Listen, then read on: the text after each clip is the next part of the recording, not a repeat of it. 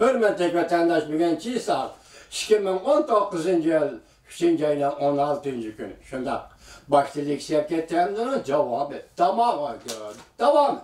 devamı kulak sarıp. Şuna kılıp şu vakitte Taşkı Mongoliyada referandum umumi halk bilet taşlaş ötkizgen iken bilet taşlaş referandumda umumi halk müstakillik, Taşkı Mongoliya'nın müstakilligini kollab 100% kişi ovoz verdi. Şunu bilan Xitoyning Kuomintang hukumati avvalgi bu davlatlar yoki Taşkı Mongoliyani e'tirof qilishga majbur bo'ldi. E'tirof qildi.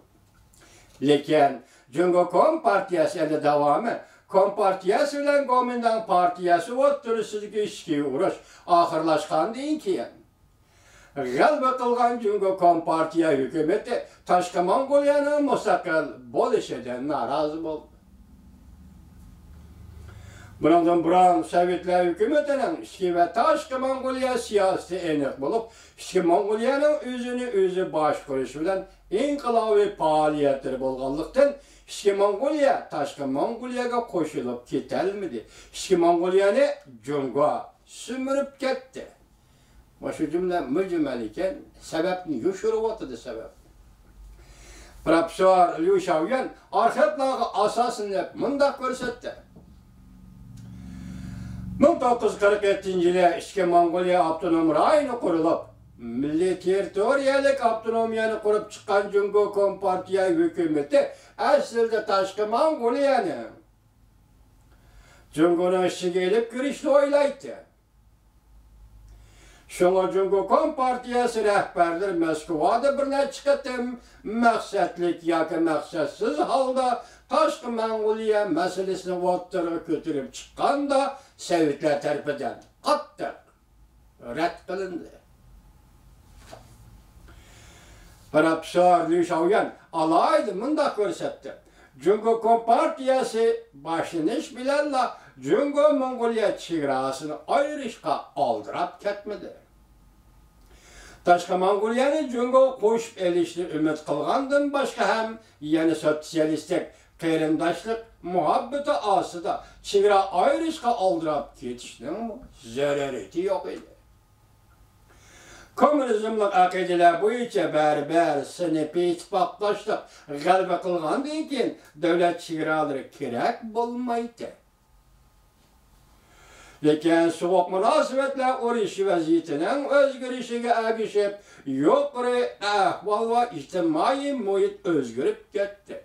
Chunki geopolitikalik siyosatning partisiga aylangan Taşkı Mongoliya bilan davlat chegarasini ayirish zaruriyati borgan sari jiddiylashdi.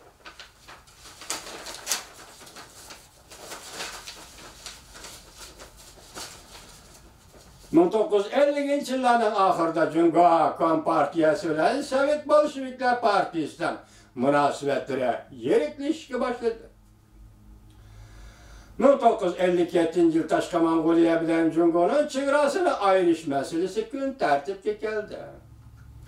1958-yil Sovetlar bilan Mongoliya davlat chegaralarini ayirib chiqdi.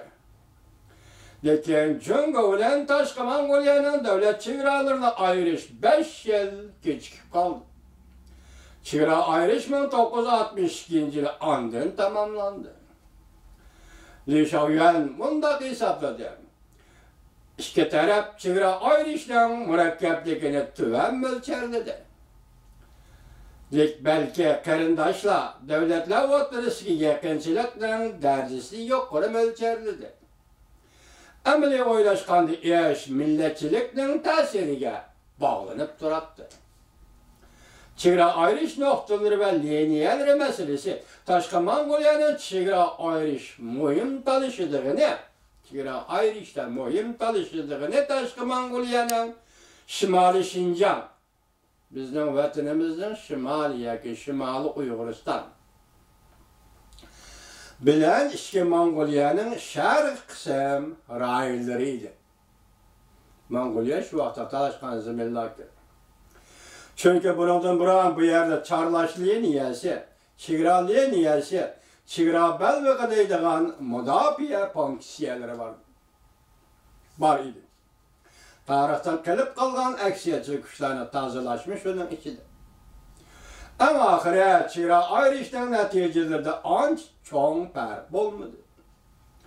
Jungo taraf yerga ko'p erishdimi yoki Mongoliya taraf yerga ko'p erishdimi degan masalaga kelsak, Li Shaoyuan mundaq hisobladi. Qanday hisoblash kerak? Agar Mongoliya taraf 1958-yili o'tirib chiqargan Sovetlar sizgan xaritini o'lcham qiladigan bo'lsak, Mongoliya amaliyot yo'l qo'ygan bo'ladi. Bundaqda yer zaminni ko'proq egallagan Jungo bo'ladi.